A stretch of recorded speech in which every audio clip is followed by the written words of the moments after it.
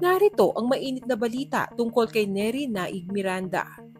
Ayon sa Ogie Diaz Showbiz Update, isang source ang nagbahagi ng negosyante at dating aktres na si Neri Naig Miranda ay inaresto ng Pasay City Police noong November 23. Ang kaso ay may kaugnayan sa paglabag sa Section 28 ng RA 8799 o ang Securities Regulation Code ng Securities and Exchange Commission.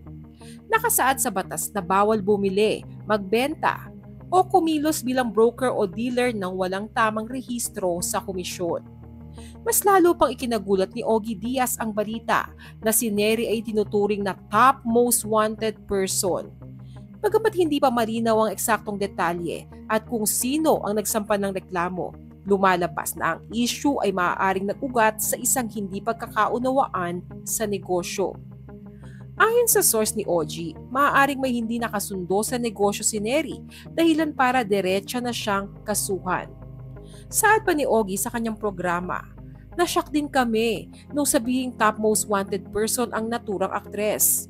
Kung totoo man ito, sana'y mapakinggan natin ang version ni Neri at ng mga nagreklamo sa kanya." Sa kabila ng kontrobersyang ito, si Neri ay kilala bilang isang matagumpay na negosyante.